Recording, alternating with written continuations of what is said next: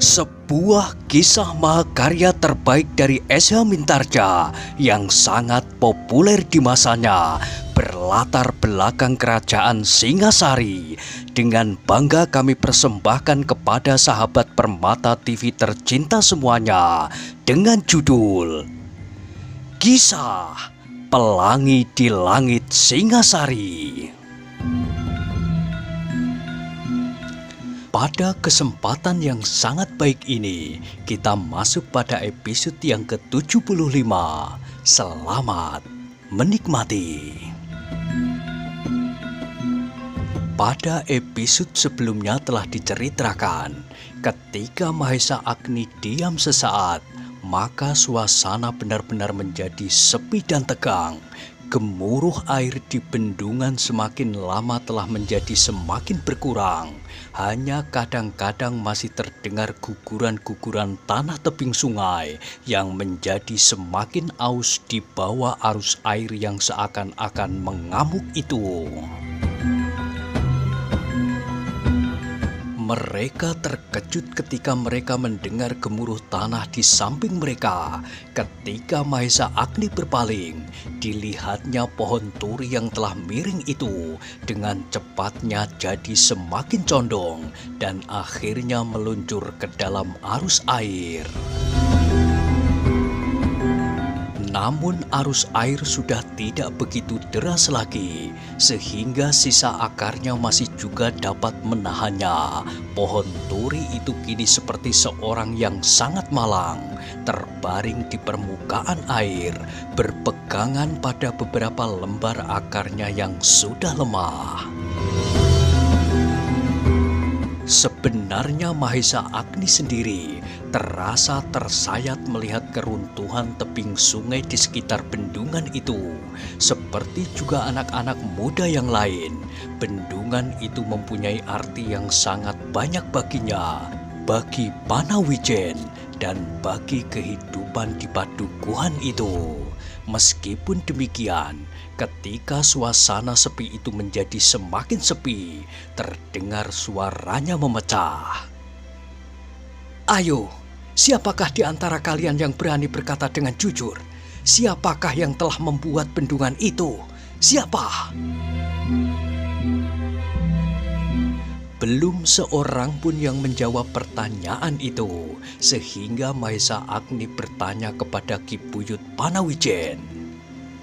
Ki Buyut tentu mengetahui siapakah yang telah merencanakan dan membuat bendungan itu dengan susah payah dan diserahkannya kepada Panawijen. Dada Ki Buyut Panawijen itu berdesir mendengar pertanyaan Mahesa Agni. Pertanyaan itu benar-benar tidak disangkanya akan diberikan kepadanya. Karena itu sesaat ia berdiam diri, dicobanya untuk mengatasi debar jantungnya. Sehingga kini Mahesa Agni lah yang mendesaknya. Siapa? Siapa Ki Buyut? Biarlah anak-anak muda yang sedang marah itu mendengarnya. Siapakah yang telah menyediakan sumber hidup mereka, supaya mereka menyadari apa arti kata-kata mereka, bahwa bendungan itu bagi mereka jauh lebih berharga dari seorang gadis, meskipun gadis itu bernama Kendedes, putri Empu Purwa. Ki Buyut Panawijen menjadi semakin bingung. Anak-anak muda Panawijen pun menjadi semakin bingung pula. Mereka masih diliputi oleh suasana kecemasan karena Mahesa Agni benar-benar akan bertahan, yang pasti akan melampaui kekuatan kuda sempana. Kini mereka melihat betapa Buyut Panawijen menjadi kebingungan. Akhirnya anak-anak muda Panawijen itu terkejut bukan kepalang ketika mereka mendengar Ki Buyut itu menjawab lirih dan penuh keraguan-raguan. Empu Purwa, Ngger, yang membuat bendungan itu adalah Empu Purwa. Betapa wajah-wajah di sekitar Mahesa Agni menjadi sangat gelisah. Sesaat mereka tidak dapat mengerti jawaban itu. Bahkan mereka hampir tidak dapat mempercayainya. Namun terdengar Mahesa Agni berkata, Nah, anak-anak muda Panawijen, kalian dengar, yang membangun bendungan itu adalah Empu Purwa. 3 tahun ia bekerja untuk itu. 3 tahun ia membanting tulang untuk menyediakan sumber hidup kalian, yang kalian katakan jauh lebih bernilai dari seorang gadis, yang meskipun gadis itu anak Empu Purwa. Tak seorang pun kini yang berani menatap wajah Mahesa Agni. Betapa wajah itu membayangkan getaran perasaannya yang bergelora. Meskipun Mahesa Agni tidak mengatakannya, namun terasa betapa tuntutan keadilan memancar dari jiwanya. Kembali suasana menjadi senyap. Namun kini terasa betapa anak-anak muda Panawijen menjadi bimbang dan bingung. Ternyata tidak banyak di antara mereka yang mengerti siapakah yang telah membuat bendungan itu untuknya, seperti dirinya sendiri yang baru saja mendengar dari gurunya. Tiba-tiba suara Mahesa Agni memecah kesepian. Empu Purwa tidak melakukannya karena ia merasa berhak berbuat apa saja atas bendungan yang dibuatnya sendiri. Empu Purwa melakukannya karena ia sedang kehilangan keseimbangan perasaan. Seperti kalian pernah juga mengalaminya dan bahkan baru saja mengalaminya. Meskipun Empu Purwa seorang pendeta yang baik, namun ia adalah manusia biasa seperti yang dikatakannya sendiri. Manusia yang kerdil dan penuh dengan kesalahan-kesalahan dan dosa. Manusia yang khilaf dan tidak melihat kesalahan sendiri. Manusia yang hanya tahu kepentingan sendiri lebih dari apapun. Nah, Empu Purwa pun mempunyai sifat-sifat itu. Namun sifat itu diakuinya, disadarinya kesalahannya, dan ia telah berpesan untuk minta maaf kepada kalian. Yang menundukkan kepalanya menjadi semakin tunduk. Bahkan kemudian Mahesa Agni melihat wajah itu menjadi semakin suram. Akhirnya terasa nafas keputusasaan telah melanda mereka. Bendungan itu telah pecah dan mereka tidak dapat berbuat apa-apa.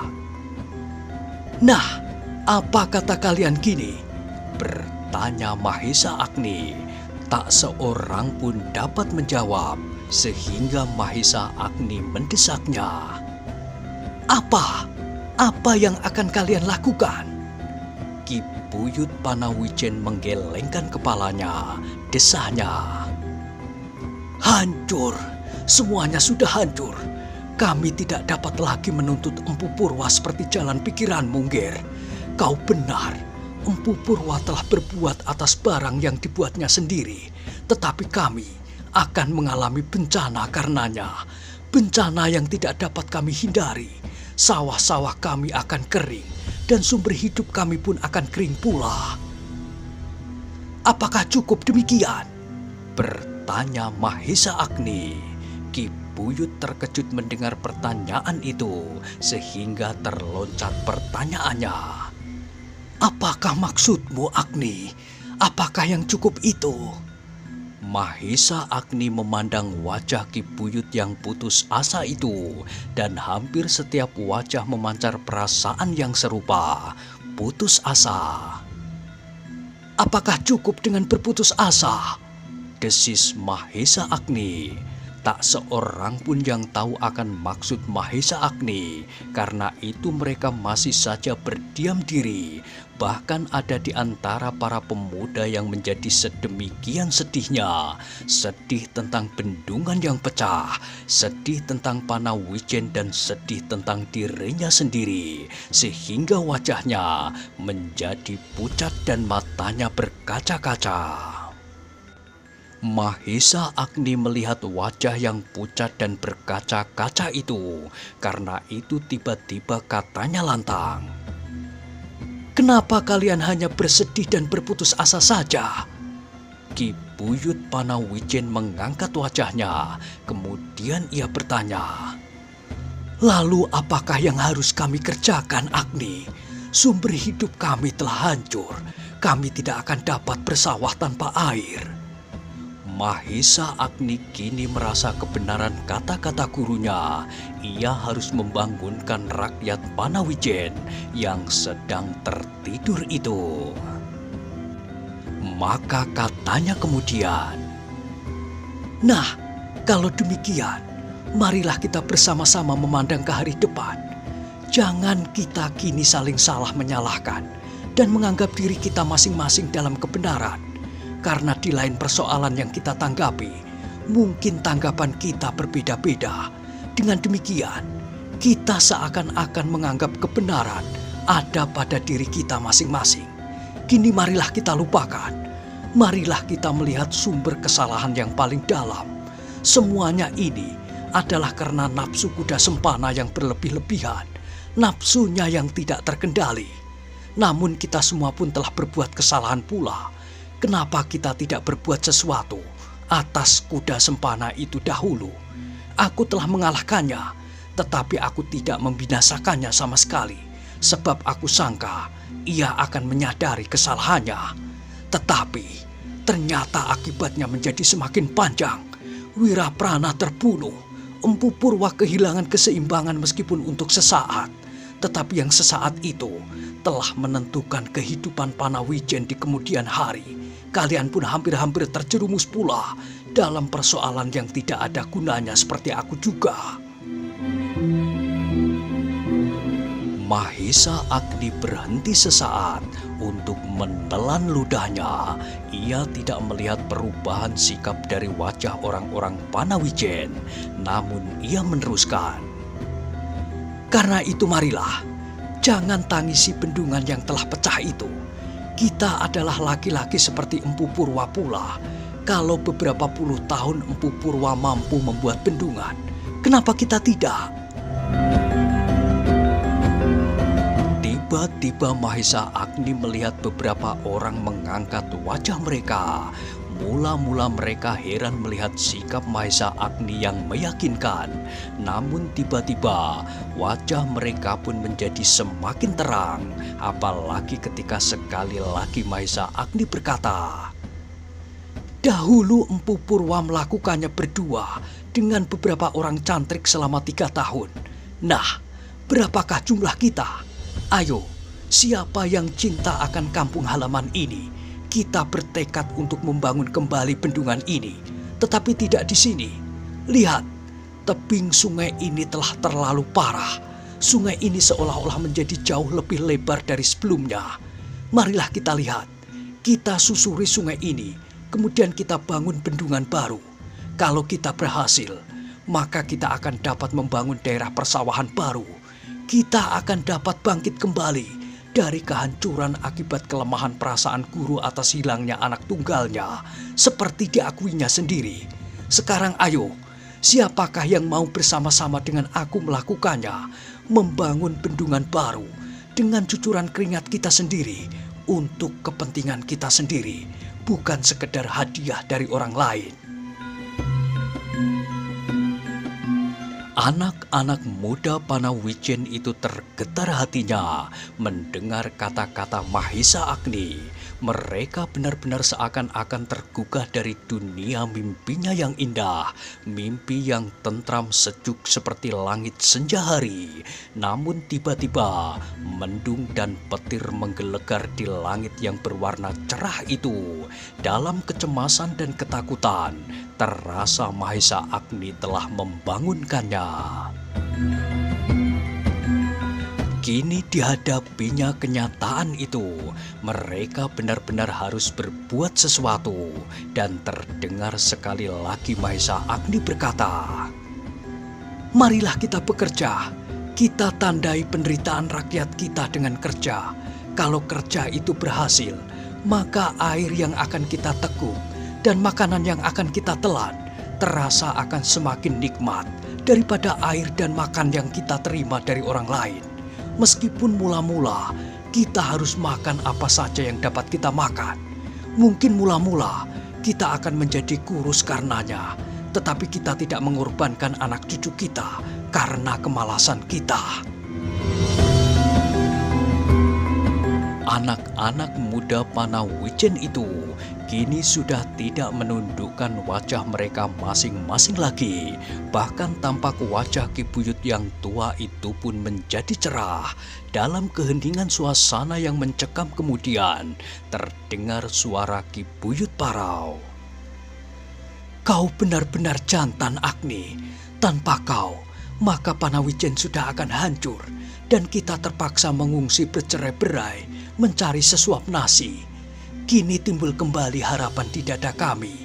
Meskipun kami tidak akan dapat membangun tanah persawahan di daerah ini, tetapi di daerah lain, kita masih akan tetap bersama-sama dalam satu perjuangan untuk hidup kita dan anak cucu kita tanpa menggantungkan diri kami kepada belas kasihan orang lain. Sekarang siapakah yang bersedia bekerja bersama aku?" teriak Mahesa Agni tiba-tiba. Sesaat suaranya itu bergetar saja di udara, seakan-akan tak seorang pun yang mendengarnya. Tetapi Mahesa Agni menyadari bahwa suaranya itu sedang bergolak di dalam dada anak-anak muda Panawijen. Semakin lama semakin dahsyat, sehingga akhirnya meledaklah sambutan atas ajakan itu. Anak-anak muda itu berteriak-teriak seperti orang mabuk tuak.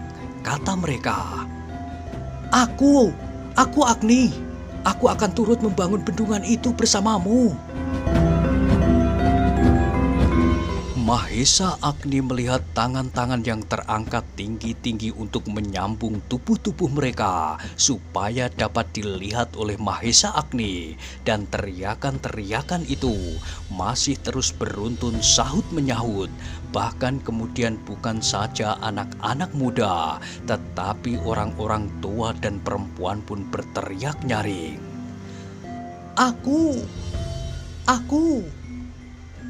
Agni. Aku akan ikut serta dalam pekerjaan itu."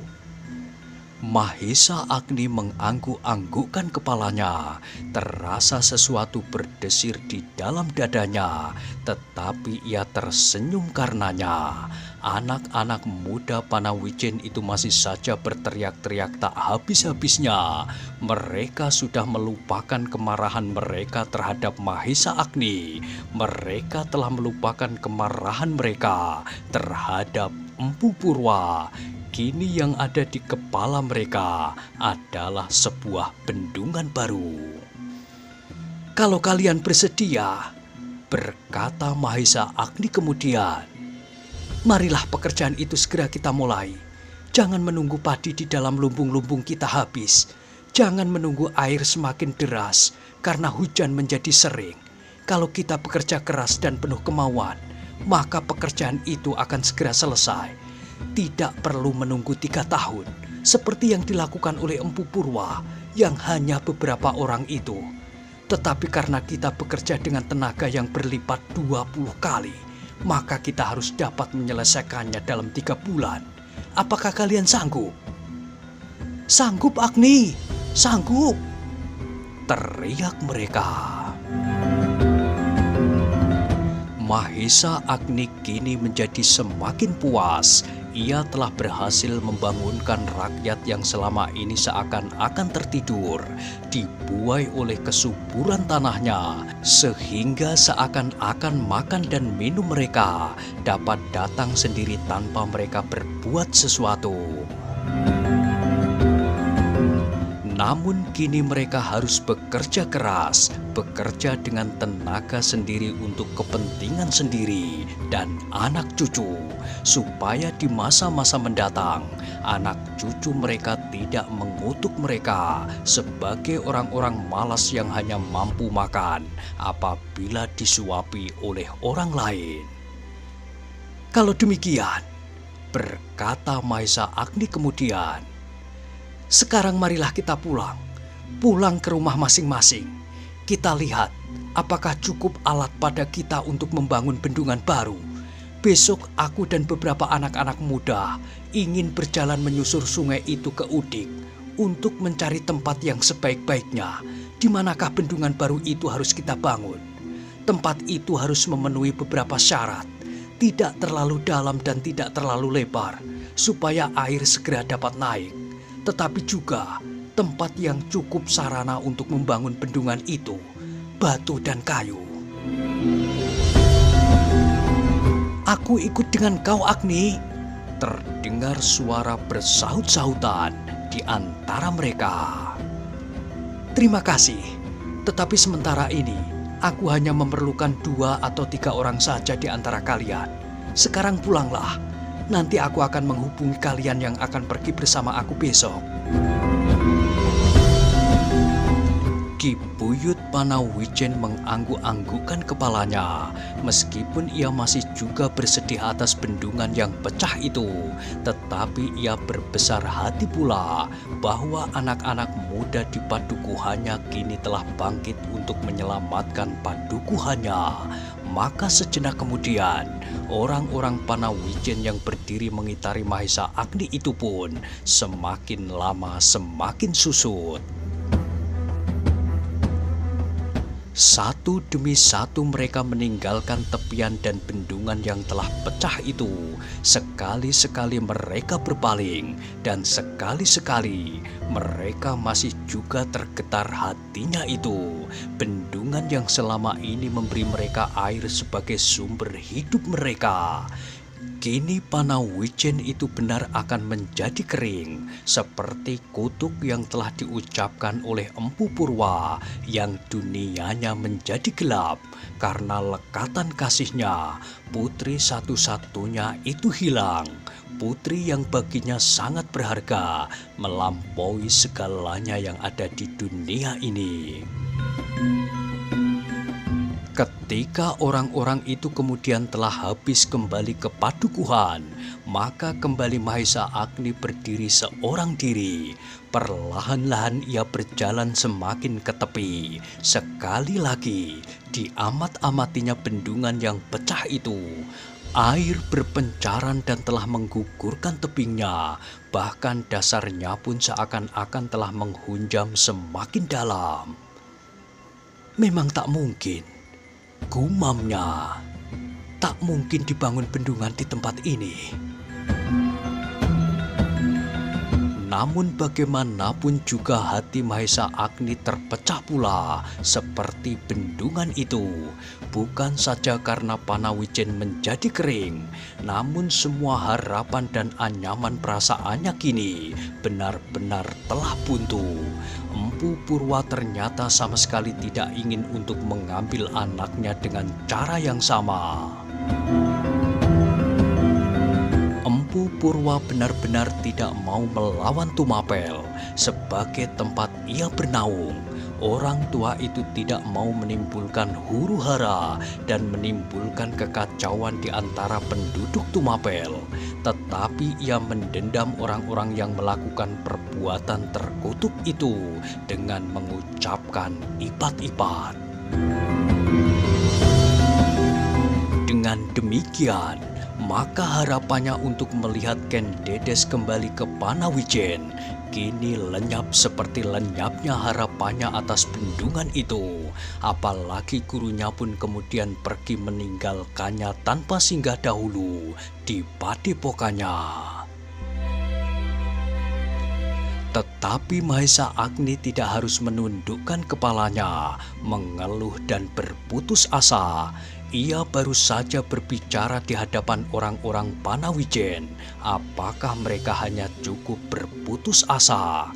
Ternyata kata-katanya itu tidak saja bermanfaat bagi orang-orang Panawijen, tetapi juga bermanfaat bagi dirinya sendiri. Ternyata kata-kata itu pun tertuju pula kepada dirinya sendiri dalam segi-segi yang berbeda. Mahesa Agni mengangkat wajahnya, dadanya terasa berdebar, tetapi kemudian ia mendapat kekuatan pula dalam dirinya, kekuatan seperti yang didapatkan oleh orang-orang Panawijen yang lain. Karena itu, Maka Mahesa Agni kini tidak lagi memandangi bendungan itu dengan kepala tunduk. Pecahnya bendungan itu baginya merupakan tantangan yang harus dijawabnya. Ia tidak boleh menghindarinya, melarikan diri dari kewajiban seperti yang dikatakannya sendiri kepada orang-orang Panawijen. Dan Mahesa Agni pun kemudian segera menyiapkan dirinya menjawab tantangan itu. Mahesa Agni itu pun kemudian berjalan pula meninggalkan bendungan yang telah pecah itu. Di kejauhan masih dilihatnya punggung-punggung orang Panawijen yang berjalan perlahan-lahan meninggalkan bendungan itu pula. Mereka telah bangun dari tidurnya yang nyenyak, dan aku pun harus bangun pula dari tidurku yang dipenuhi oleh mimpi yang mengerikan. Desis Mahesa Agni. Demikianlah Mahesa Agni di keesokan harinya. Mulai dengan pekerjaannya, ia telah memilih beberapa anak-anak muda, dan 3 di antaranya akan dibawanya menyusuri sungai memilih tempat yang paling tepat untuk membangunkan bendungan barunya. Pekerjaan itu bukanlah pekerjaan yang mudah bagi Mahesa Agni. Membuat bendungan, betapapun sederhananya, namun diperlukan pengenalan atas tempat di mana bendungan itu akan dibangun, alat dan bahan-bahan yang dapat dipergunakannya. Meskipun demikian, Mahesa Agni telah membulatkan tekadnya bahwa ia akan mampu membangunkannya bersama-sama dengan anak-anak muda Panawijen. Hari itu, Mahesa Agni bersama 3 orang kawan-kawannya berjalan menyusuri sungai itu. Pagi-pagi benar mereka berangkat. Mereka mengharap bahwa hari itu juga mereka akan mendapatkan tempat yang mereka cari. Bagi Mahesa Agni, perjalanan itu sendiri bukanlah perjalanan yang berarti baginya. Kesulitan yang akan dihadapi adalah memilih tempat yang baik yang mungkin dibuat bendungan. Tetapi bagi ketiga kawan-kawannya yang seakan-akan tidak pernah mengenal jalan yang keluar dari padukuhan mereka, merasa bahwa perjalanan itu adalah perjalanan yang sangat berat. Perjalanan yang akan memerlukan keterampilan, kekuatan, dan tekad yang menyala-nyala. Namun Mahesa Agni selalu menguatkan hati mereka bahwa apa yang akan mereka lakukan adalah sebuah tamasya yang menyenangkan. Nah, bagaimanakah kisah selanjutnya? Silahkan ikuti terus Kisah Pelangi di Langit Singasari pada episode berikutnya. Sampai jumpa.